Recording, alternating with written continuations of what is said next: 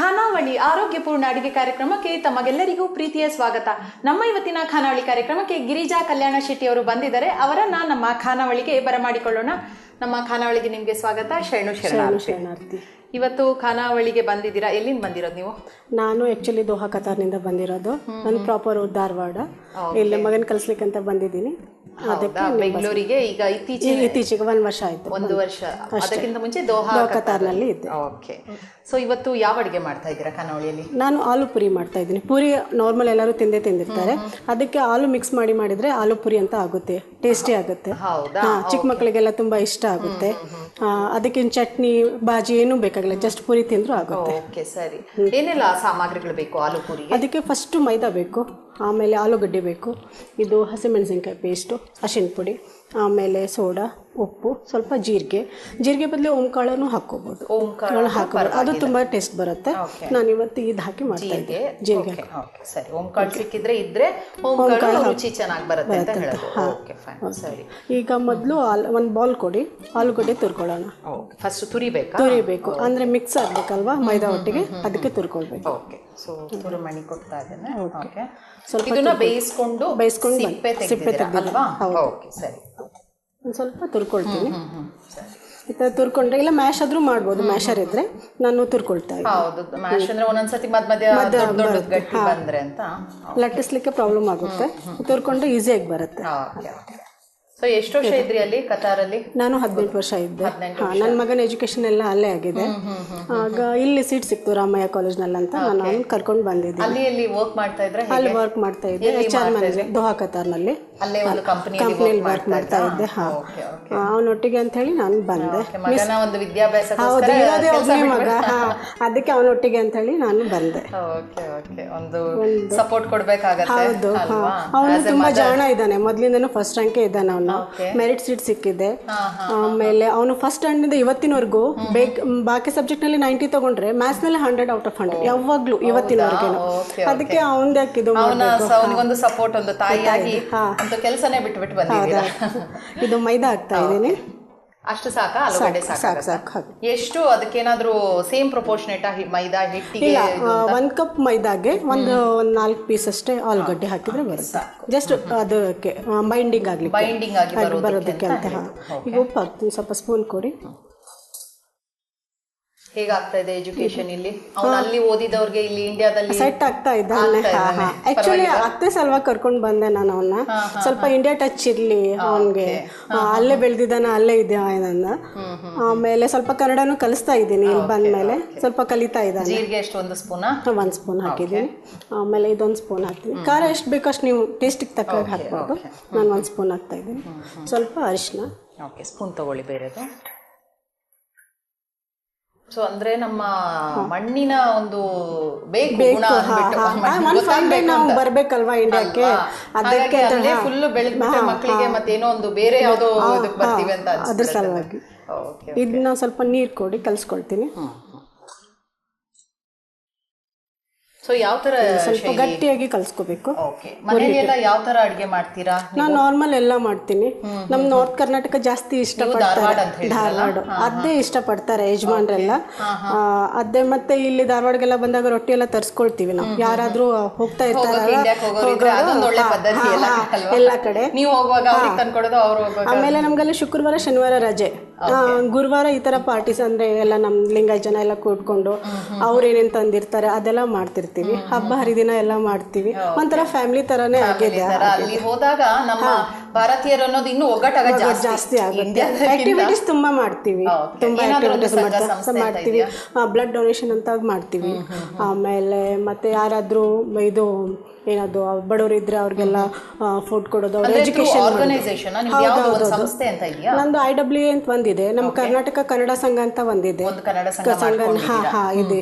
ಅದರಲ್ಲೂ ಒಂದು 500 ಜನ ತರ ಮೆಂಬರ್ಸ್ ಇದ್ದಾರೆ. ನಾರ್ತ್ ಕರ್ನಾಟಕ ಜಾಸ್ತಿ, ಅಲ್ಲಿ ಜಾಸ್ತಿ ಅವರೇ ಭಾರತೀಯರು ನೋಡಿದ್ರೆ ಬೇರೆ ಲ್ಯಾಂಡ್ ಇಲ್ಲ, ಅವ್ರು ಅರೇಬಿಯನ್ಸ್ ಒಂದು 20% ಇದ್ರೆ ಒಂದು 80% ಆಲ್ ಓವರ್ ವರ್ಲ್ಡ್ ಎಲ್ಲ ಇರುತ್ತೆ ಅದರಲ್ಲಿ. ಹಾಗೆ ಎಲ್ಲೋ ಒಂದು ಬೇರೆ ಏಲಿಯನ್ ಅಂತ ಅನ್ಸಲ್ಲ. ನಂಗೆ ಫಸ್ಟ್ ಟೈಮ್ ಹೋದಾಗ ಹಂಗೆ ಅನಿಸ್ತು, ಹೆದರ್ಕೊಂಡು ಹೋಗಿದ್ದೆ. ಚಿಕ್ಕ ವಯಸ್ಸಿನಲ್ಲೇ ಹೋಗಿದ್ದೆ ನಾನು, 21 ಇಯರ್ಸಿಗೆ ಹೋಗಿದ್ದೆ ನಾನು. ಹೋದಾಗ ನಾನು ಎಲ್ಲಿ ಹೋಗ್ತಾ ಇದ್ದೀನಿ ಅಂತ ಅನಿಸ್ತಾ ಇಲ್ಲ. ಆಮೇಲೆ ಅಲ್ಲೆಲ್ಲ ಜನ ಎಲ್ಲ ಒಂಥರ ಫ್ಯಾಮಿಲಿ ಥರ ನಾನು ಟ್ರೀಟ್ ಮಾಡಿದ್ರಲ್ಲ, ಅವಾಗ ಖುಷಿ ಆಯ್ತು. ಇದೊಂದು ಅರ್ಧ ಗಂಟೆ ನೆನೆಸಿಡ್ಬೇಕು, ನೆನೆಬೇಕು. ಆಮೇಲೆ ಎಣ್ಣೆ ಕಾಯಿಸ್ಕೊಂಡು ಪುರಿ ಮಾಡಿದ್ರೆ ಆಯ್ತು ಇದ್ರ ಪ್ರೊಸೀಜರ್. ಈಗ ಹಿಟ್ಟು ನೀವು ಹೇಳಿದ್ರಿ ಅರ್ಧ ಗಂಟೆ ನೆನಿಬೇಕು. ಅದು ನೆನಿತಾ ಇಲ್ಲಿ. ಓಕೆ, ಅದು ನೆನೆಯುವಾಗ ಇನ್ನೊಂದೇನೋ ಮಾಡ್ತೀವಿ, ಒಂದು ಬೀಟ್ರೂಟ್ ಸಾಲಡ್ಡು. ಇದು ಚಪಾತಿಗೂ ಯೂಸ್ ಆಗುತ್ತೆ, ಹೆಲ್ದಿ. ಅದಕ್ಕೆ ಮನೇಲಿ ಏನಿರುತ್ತೆ ಅದನ್ನ ಹಾಕಿ ಮಾಡ್ಬೋದು, ಈಸಿ, ಎಕ್ದಮ್ ಈಸಿ ಆಗುತ್ತೆ. ಸ್ಯಾಲಡ್ ಅಂತ ಇದಕ್ಕೆ ಬೀಟ್ರೂಟ್ ಹಾಕ್ತಾ ಇದ್ದೀನಿ, ಬೀಟ್ರೂಟ್ ತುರ್ಕೊಂಡಿದ್ದೀನಿ, ಮೊಸರು, ಬೆಳ್ಳುಳ್ಳಿ, ಸ್ವಲ್ಪ ಇದು ಮೆಣಸಿನ ಪುಡಿ, ಸ್ವಲ್ಪ ಆಲಿವು, ಉಪ್ಪು, ಒಂದು ಬೌಲ್ ಕೊಡಿ. ಬೌಲ್ನೆಲ್ಲ ಮಿಕ್ಸ್ ಮಾಡ್ತೀನಿ. ಇದು ತುರ್ಕೊಂಡಿರುವಂತದ್ದು ನೀವು ಹೇಳಿದಾಗೆ ತುಂಬಾ ಹೆಲ್ದಿನೇ ಕಾಣ್ತಾ ಇದೆ. ಯಾವುದೇ ಒಂದು ಆಲಿವ್ ಆಯಿಲ್ ಕೂಡ ಒಳ್ಳೇದೇ. ಅದು ಜಸ್ಟ್ ಅದು ಆ್ಯಡ್ ಮಾಡ್ಬೇಕಷ್ಟೇ ಒಂದು ಫ್ಲೇವರ್ಗೋಸ್ಕರ, ಅದು ಬೇಕು ಅಂತ ಏನಿಲ್ಲ. ಬೀಟ್ರೂಟ್ ಕೂಡ ತುಂಬಾ ಏನದು ಐರನ್ ರಿಚ್. ಹೌದು, ಬ್ಲಡ್ಗೆ ತುಂಬ ಚೆನ್ನಾಗಿರುತ್ತೆ ಅಂತ ಬ್ಲಡ್ ಉತ್ಪತ್ತಿ ಆಗೋದಕ್ಕೆ. ಕೆಲವರಿಗೆ ಹಿಮೋಗ್ಲೋಬಿನ್ ಕಡಿಮೆ ಇದೆ ಅನ್ನುವಾಗ ಬೀಟ್ರೂಟ್ ಜಾಸ್ತಿ ತಿನ್ನು ಅಂತ ಹೇಳ್ತಾರೆ. ಆಮೇಲೆ ನೀವು ಮಸ್ತ್ ಬಜ್ಜಿ ಯಾವಾಗಲೂ ಮಾಡ್ತಾ ಇರ್ತೀರಾ, ಇದೊಂಥರ ಡಿಫ್ರೆಂಟ್ ಇರಲಿ ಅಂತ ಅದು ಮಾಡಿದ್ದೀನಿ, ಚೆನ್ನಾಗಿ ಬರುತ್ತೆ ಅದು. ಮತ್ತೆ ಇನ್ನೇನು ಹಾಬೀಸ್ ಎಲ್ಲ ಏನಿದೆ ನಿಮಗೆ? ಹಾಬೀಸ್ ಮೆಹಂದಿ ಚೆನ್ನಾಗಿ ಹಾಕ್ತೀನಿ, ಪೇಂಟಿಂಗ್ಸ್ ಮಾಡ್ತೀನಿ, ಹಾಡು ಡ್ಯಾನ್ಸ್ ಎಲ್ಲ ಮಾಡ್ತೀನಿ. ಆಮೇಲೆ ಯಾವುದಾದ್ರೂ ಆ್ಯಕ್ಟಿವಿಟೀಸ್ ಇದ್ದರೆ ಪ್ರೈಸ್ ತೊಗೊಂಡು ಬರ್ತೀನಿ. ಅಡುಗೆಗೆ ತುಂಬ ಇಂಟ್ರೆಸ್ಟ್ ಬಂದಿದೆ. ನಾನು ಗೂಗಲ್ ತೆಗೆದು ನೋಡಿದರೆ ಅಲ್ಲಿರುತ್ತೆ ಗಿರಿಜಾ ಕಲ್ಯಾಣ್ ಶೆಟ್ಟಿ ಅಂತ ತೆಗೆದ್ರೆ ನಾನು ಇದಕ್ಕೆ ಪ್ರೈಸ್ ತೊಗೊಂಡಿದ್ದೀನಿ ಅಂತ ಇದೆ. ಜನರಲ್ ನಾಲೆಜ್ ತುಂಬ ಇರ್ತೀನಿ. ಇಲ್ಲಿ ಬಂದ ಮೇಲೂ ಒಂದೆರಡು ಗ್ರೂಪ್ ಇದೆ, BWP, ಸಖಿ ಅಂತ, ಅದರಲ್ಲೆಲ್ಲ ಜಾಯಿನ್ ಆಗಿದ್ದೀನಿ. ಅದು ಇಲ್ಲೂ ಖಾಲಿ ಕೂತಿಲ್ಲ, ಬೆಳಗ್ಗೆ 24 ಗಂಟೆನೂ ಒಂಥರ ಬಿಸಿ ಥರನೇ ಇರ್ತಾನೆ. ಅವ್ನು ಕಾಲೇಜ್ ಎದುರುಗಡೆನೇ ಮನೆ, ಅವ್ನು ಮನೆಗೆ ಊಟಕ್ಕೆ ಬರ್ತಾನೆ, ಅಡುಗೆ ಮಾಡೋದು, ಫ್ರೆಂಡ್ಸ್ ಒಟ್ಟಿಗೆ ಇರೋದು, ವಾಕಿಂಗು, ಯೋಗ, ಏರೋಬಿಕ್ಸ್, ಆಲ್ಮೋಸ್ಟ್ ಎಲ್ಲ ಮಾಡ್ತಾನೆ. ಏನಾದರೂ ಸಂಘ ಸಂಸ್ಥೆ ಅಥವಾ ಏನಾದರೂ ಎಲ್ಲ? ನಮ್ಮದು ಕರ್ನಾಟಕ ಕನ್ನಡ ಸಂಘ ಅಂತ ಇದೆ, ಇದು ಕತಾರ್ನಲ್ಲಿ. ಅಲ್ಲೇ ಬಸವ ಜಯಂತಿ ಎಲ್ಲ ಮಾಡ್ತೀವಿ. ಎಲ್ಲರೂ ಒಂದೊಂದು ಐಟಮ್ಸ್ ಹೇಳಿರ್ತಾರೆ. ಒಬ್ಬರಿಗೆ ಮಡಿಕೆ, ನಮ್ಮ ನಾರ್ತ್ ಕರ್ನಾಟಕ ಅಲ್ವಾ, ಮಡಿಕೆಕಾಳು ಪಲ್ಯ, ಬದ್ನಿಕಾಯಿ ಪಲ್ಯ, ಈ ಥರ ಎಲ್ಲ ಹೇಳಿರ್ತಾರೆ. ಒಬ್ಬೊಬ್ಬರು ಒಂದೊಂದು ಅಡುಗೆ ಮಾಡ್ಕೊಂಡು ಹೋಗೋದು ಅವತ್ತಿನ ದಿವಸ. ಆಮೇಲೆ ರೊಟ್ಟಿ ಊರಿಂದ ತಂದಿರ್ತಾರೆ, ರೊಟ್ಟಿ ಅದು ಕಟಕ್ ರೊಟ್ಟಿ ಅಂತ ಬರುತ್ತೆ, ಅದು ತಂದಿರ್ತಾರೆ. ಯಾರಾದರೂ ರೊಟ್ಟಿ ಮಾಡ್ಲಿಕ್ಕೆ ಬಂದವರು ರೊಟ್ಟಿ ಮಾಡ್ಕೊಂಡು ಬಂದಿರ್ತಾರೆ. ಎಲ್ಲರೂ ಹೊಟ್ಟೆ ಬಾಳೆಯಲ್ಲೇ ಊಟ ಮಾಡ್ಕೊಂಡು ಹಾಡು, ವಚನ ಎಲ್ಲ ಹಾಡ್ತೀವಿ.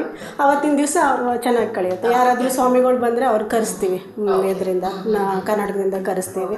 ಅವರೆಲ್ಲ ಪ್ರವಚನ ಎಲ್ಲ ಮಾಡ್ತಿರ್ತಾರೆ, ಚೆನ್ನಾಗಿ ಹೋಗುತ್ತೆ. ಬಸವಣ್ಣನವರ ಏನದು ಇವರ ವಿಚಾರ ಬಗ್ಗೆ, ವಚನ ಬಗ್ಗೆ ಎಲ್ಲ ತಿಳ್ಕೊಂಡಿದ್ರೆ ಬೇರೆಯವ್ರಿಗೆಲ್ಲ ತುಂಬಾ ಸಂತೋಷ. ಈಗ ಹಾಕಿದ್ವಿ. ಈಗ ಒಂದು ಬೌಲಷ್ಟು ಮೊಸರು ಹಾಕ್ತಾ ಉಪ್ಪು ಹಾಕ್ತಾ ಇದ್ದೀನಿ. ಉಪ್ಪಿಗೆ ಒಂದು ಸ್ಪೂನ್ ಕೊಡಿ. ಒಂದು ಸ್ವಲ್ಪ ಹಾಕ್ತಾ ಇದ್ದೀನಿ. ಈ ಥರ ಸ್ಯಾಲಡ್ಸ್ ಎಲ್ಲ ಮಾಡ್ತೀರಾ? ತುಂಬ ಜಾಸ್ತಿ. ಬೇರೆ ಬೇರೆ ತರಕಾರಿ, ಕ್ಯಾರೆಟಿದ್ದು ಆಗುತ್ತೆ, ಆಮೇಲೆ ಸೌತೆಕಾಯಿದು ಆಗುತ್ತೆ, ಈರುಳ್ಳಿದ್ದು ಆಗುತ್ತೆ. ಇದು ಬೆಳ್ಳುಳ್ಳಿ ಹಾಕ್ತಾ ಇದ್ದೀನಿ. ಆಮೇಲೆ ಖಾರ ನಮ್ಮ ಮೆಣಸಿನ್ಕಾಯಿ ಹಾಕ್ತಾ ಇಲ್ಲ, ಇದು ಕಾಳು ಮೆಣಸಿನ ಪುಡಿ ಅದು ಹಾಕ್ತಾ ಇದ್ದೀನಿ. ಇದು ಒಳ್ಳೇದು. ಅದು ಮೆಣಸಿನ್ಕಾಯಿ ಬಂದರೆ ಎಲ್ಲ ತೆಗ್ದು ಹಾಕ್ತಾರೆ. ಇದಾದ್ರೆ ಕರೆಕ್ಟ್ ಮಿಕ್ಸ್ ಆಗಿಬಿಡುತ್ತೆ. ಆಮೇಲೆ ಸ್ವಲ್ಪ ಆಲಿವ್ ಎಣ್ಣೆ ಅದು ಹಾಕ್ತೀವಿ, ಆಪ್ಷನಲ್ಲು, ನೀವು ಬೇಕಾದ್ರೆ ಹಾಕ್ಬೋದು. ನಾನು ಅಲ್ಲಿ ಗಲ್ಫ್ನಲ್ಲಿ ಇದ್ದೀನಲ್ಲ, ಜಾಸ್ತಿ ಆಲಿವ್ ಎಣ್ಣೆ ಯೂಸ್ ಮಾಡ್ತಿರ್ತೀನಿ. ಸ್ವಲ್ಪ ಸಾಮಾನ್ಯವಾಗಿ ಇಂಡಿಯಾದಲ್ಲಿ ಸ್ವಲ್ಪ ಕಡಿಮೆ ಮಾಡುವಂಥದ್ದು. ಇದು ಮಿಕ್ಸ್ ಮಾಡಿಟ್ಟು ಇದನ್ನ ನಾವು ಬೇಕಾದ, ಇವನ್ ನೀವು ಬ್ರೆಡ್ ಸ್ಯಾಂಡ್ವಿಚ್ ಮಾಡಿದ್ರೆ ಅದ್ರ ಮಧ್ಯೆ ಇದನ್ನ ಹಾಕಿ ಕೊಡ್ಬೋದು, ಅದು ಮಾಡ್ಬೋದು. ಒಳ್ಳೇದು. ಇದನ್ನ ಚಪಾತಿಗೂ ಸರಿ ಆಗುತ್ತೆ. ಫ್ರಿಜ್ನಲ್ಲಿ ಇಟ್ಟರೆ ತಿಂದ್ರಂತೂ ಇನ್ನೂ ಚೆನ್ನಾಗಿರುತ್ತೆ. ಇದೆಲ್ಲ ಮಿಕ್ಸ್ ಆಯಿತು. ಸರಿ, ನೀವು ಹಾಡು ಹೇಳ್ತೀನಿ, ವಚನ ಹೇಳ್ತೀನಿ ಅಂತೆಲ್ಲ ಅಂದ್ರಲ್ಲ, ನಮಗೋಸ್ಕರ ಒಂದು ವಚನ ಹೇಳ್ತೀರಾ? ಒಂದು ಅದೇ ಬಸವಣ್ಣದ್ದು ಅದೇ ಒಂದು. ಸರಿ, ಹೇಳಿ.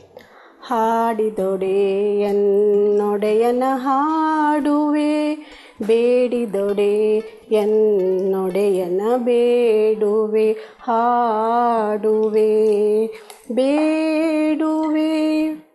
ಒಡೆಯನ್ ಒಡಲ ತೋರಿ ನನ್ನ ಬಡತನವ ಭಿನ್ನಯಿಸುವೆ,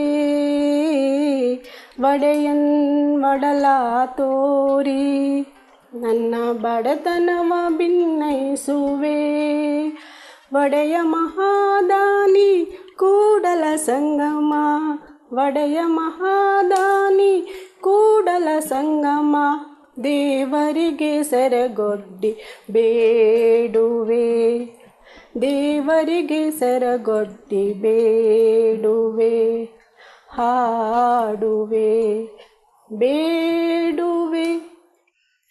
ತುಂಬಾ ಚೆನ್ನಾಗಿ. Thank you. ಫಸ್ಟ್ ಟೈಮ್ ಮಾಡ್ತಾ ಇರೋದು ಇಲ್ಲಿ. ಇಲ್ಲ ಪರವಾಗಿಲ್ಲ, ಆದ್ರೂ ಕೂಡ ಚೆನ್ನಾಗಿ ಹೇಳಿದ್ದೀರಾ. ಇದು ಆಯ್ತು.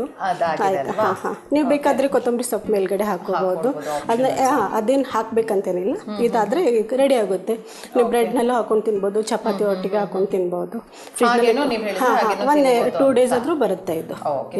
ಫ್ರಿಜ್ಜಲ್ಲಿ ಬಂದ್ಮೇಲೆ ಒಳ್ಳೇದಿದೆ ಆಕ್ಚುಲಿ. ಈ ಬಿಸಿಲಿಗೆಲ್ಲ ತುಂಬಾ ಚೆನ್ನಾಗಿದೆ ಹೋಗ್ಬೋದು. ಯಾವ್ದು ಬಾಜಿ ಮನೇಲಿ ಇರ್ಲಿಲ್ಲ ಅಂದ್ರೆ ಇದು ಮಾಡ್ಕೊಂಡು ತಿನ್ಬಿಟ್ರೆ ಆಗ್ಬಿಡುತ್ತೆ. ಪಲ್ಯದ ಬದಲು ಜಸ್ಟ್ ಒಂದು ಬೀಟ್ರೂಟ್ ಮನೆಯಲ್ಲಿ ಇದ್ರೆ ಮೊಸರಂತೂ ಇದ್ದೇ ಇರುತ್ತೆ. ಎಲ್ಲ ಸಾಮಾನು ಮನೇಲಿ ಇದ್ದೇ ಇರುತ್ತೆ.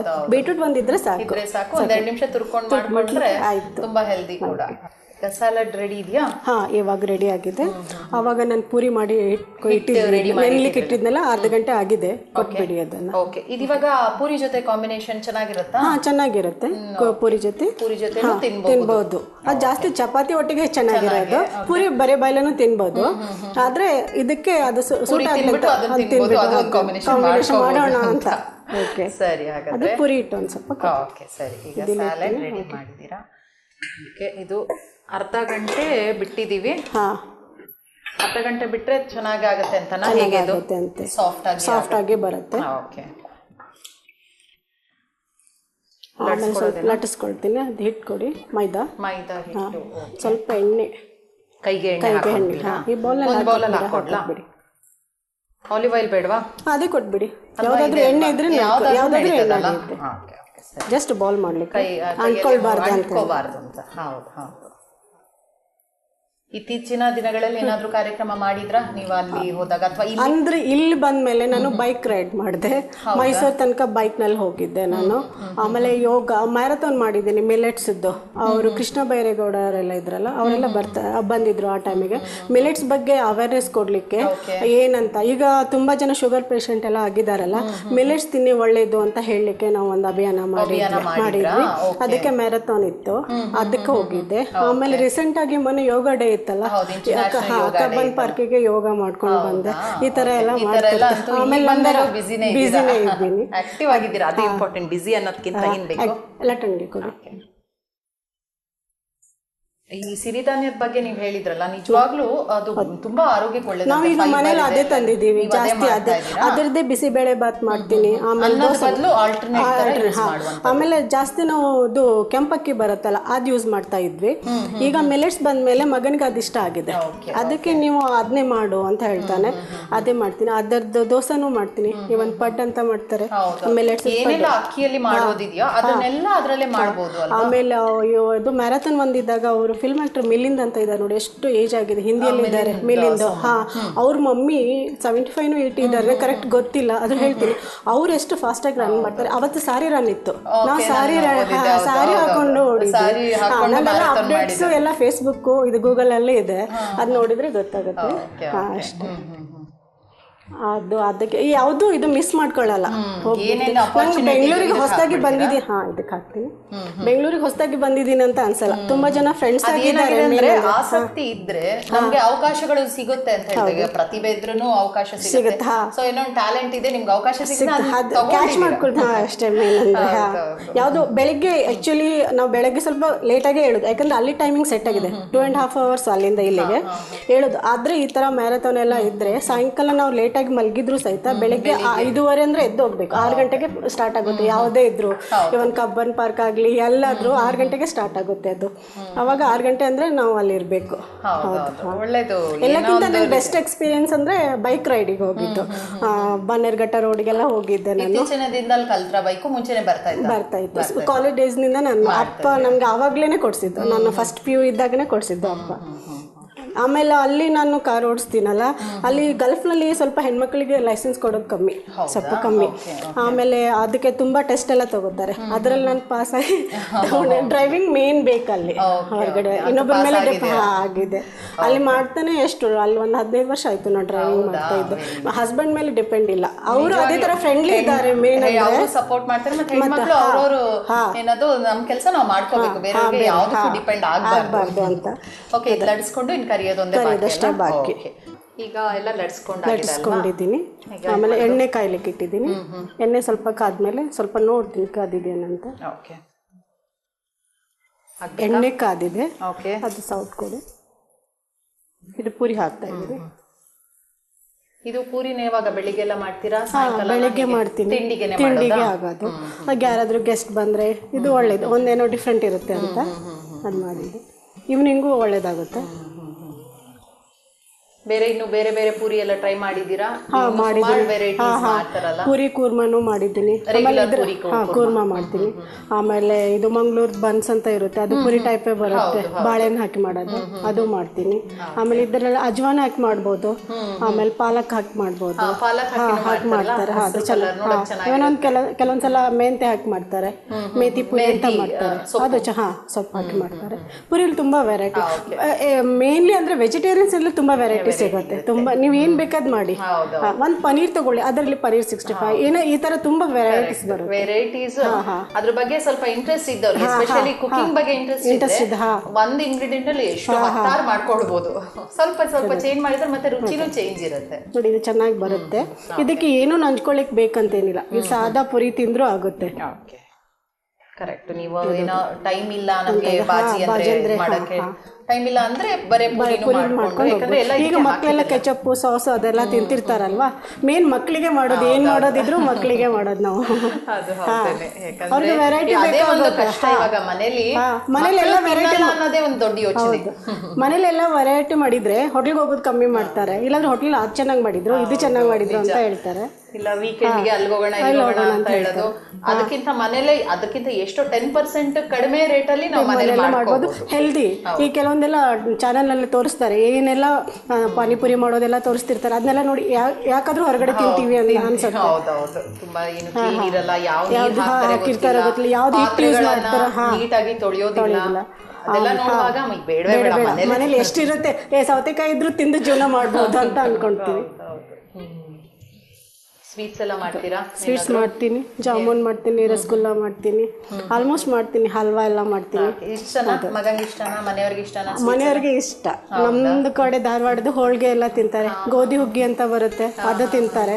ಅದು ಗುಡಿಯಲ್ಲೆಲ್ಲ ಜಾಸ್ತಿ ಮಾಡ್ತಾರಲ್ಲ ಗೋಧಿ ಹುಗ್ಗಿ, ಅದೆಲ್ಲಿದ್ರು ಪ್ರಸಾದ ಬಿಡಲ್ಲ, ಗೋಧಿ ಹುಗ್ಗಿ ತಿನ್ನೋಣ, ಇವತ್ತು ಗೋಧಿ ಹುಗ್ಗಿ ಮಾಡ್ತಾರೆ ಅಂತ ಗೋಧಿ ಹುಗ್ಗಿ ಅವ್ರಿಗಿಷ್ಟ, ಅವ್ರಿಗೆ ಜಾಸ್ತಿ.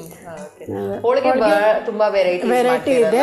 ಆಮೇಲೆ ಬೆಂಗಳೂರಿನಲ್ಲಿ ಒಂದೇನು ನಮ್ಗೆ ಇವತ್ತು ಹೋಳಿಗೆ ತಿನ್ಬೇಕಂದ್ರೆ ನಾವೇನು ಬೇಳೆ ಹಾಕಿ ಮಾಡ್ಬೇಕಂದ್ರೆ ತುಂಬಾ ಜನ ಹೋಳಿಗೆ ಮನೆ ಅಂತ ಇದೆ, ತುಂಬಾ ಹೋಗೋದು ತರೋದು, ನಮ್ಮ ಮನೆ ತರಾನೇ ಮಾಡಿರ್ತಾರೆ, ಅದು ಮಾಡಿರ್ತೀವಿ. ಚೆನ್ನಾಗಿ ಬಂದಿದೆ, ಹೀಗೆ ಉಬ್ಬೇಕು. ಇದು ಪುರಿ ಆಯ್ತು. ಸರಿ, ಪ್ಲೇಟ್ ಕೊಡಿ. ಓಕೆ, ಸೊ ನೀವು ಮಾಡಿರುವಂತಹ ಬೀಟ್ರೂಟ್ ಸಲಾಡ್ ಹಾಕಿಟ್ಟಿದ್ದೀರಾ ಅಲ್ವಾ? ಓಕೆ, ಇದಕ್ಕೆ ಪೂರಿ ಹಾಕ್ತೀನಿ. ಜಸ್ಟ್ ಒಂದು ಸ್ವಲ್ಪ ವಿಭೂತಿ ಕೊಡಿ.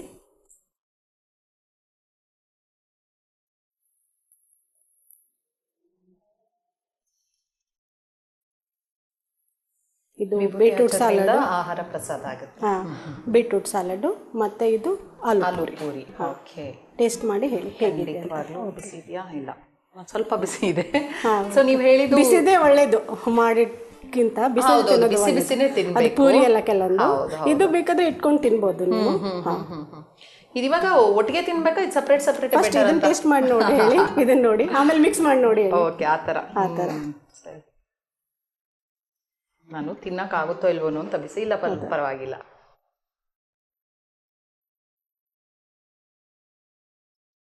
ಭಾಳ ರುಚಿಯಾಗಿ ಮಾಡಿದ್ದೀರಾ. ಜೀರಿಗೆ ಎಲ್ಲ ಹಾಕಿದ್ದೀರಲ್ಲ? ಹೌದು. ಆಮೇಲೆ ರೆಗ್ಯುಲರ್ ಪೂರಿಗಿಂತ ಆಲೂಗಡ್ಡೆ ಹಾಕಿರೋದ್ರಿಂದ ಏನೊಂದು ಸಾಫ್ಟ್, ಅದೊಂದು ಬೇರೆ ಪರಿಮಳನೂ ಬರ್ತಾ ಇದೆ. ರೆಗ್ಯುಲರ್ ಪೂರಿ ತಿನ್ನೋಕ್ಕಿಂತ ಇದೊಂಥರ ಬೇರೆ ಟೇಸ್ಟ್. ಮತ್ತೆ ಏನು ಬೇಡ ಇದಕ್ಕೆ, ನೀವು ಹೇಳ್ದಾಗೆ ಸುಮ್ಮನೆ ಕೈಯಲ್ಲಿ ಇಟ್ಕೊಂಡು ಟೈಮ್ ಇಲ್ಲ ಅಂದ್ರೆ ಮಾಡ್ಕೊಂಡು ಬೇರೆ ಕೆಲಸನೂ ಮಾಡ್ಕೋಬಹುದು. ತುಂಬಾ ಚೆನ್ನಾಗಿದೆ. ಓಕೆ, ಇದ್ರ ಜೊತೆಗೆ ಸಾರು.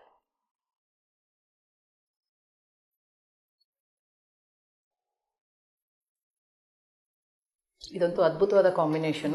ಅನ್ಕೊಂಡೇ ಇಲ್ಲ ಈ ತರ ಮೊಸರಿ ಹಾಕಿದ್ದನ್ನ ಪೂರಿಗೆ ಚೆನ್ನಾಗಿರ್ಬೋದು ಅಂತ. ನಾವು ಟ್ರೈ ಮಾಡಿದ್ಮೇಲೆ ಗೊತ್ತಾಗೋದು, ಯಾವ್ದಾದ್ರು ನಾವು ಟ್ರೈ ಮಾಡಿದ್ಮೇಲೆ ಸಪರೇಟ್ ಆಗ್ಲೇ ತಿನ್ಲಾ ಅಂತ ಯೋಚನೆ ಮಾಡಿದೆ. ಇಲ್ಲ, ಒಂದ್ಸತಿ ಟ್ರೈ ಮಾಡೋಣ ಅಂತ ಅಂದ್ರೆ ನಿಜವಾಗ್ಲೂ ತುಂಬಾ ಚೆನ್ನಾಗಿದೆ.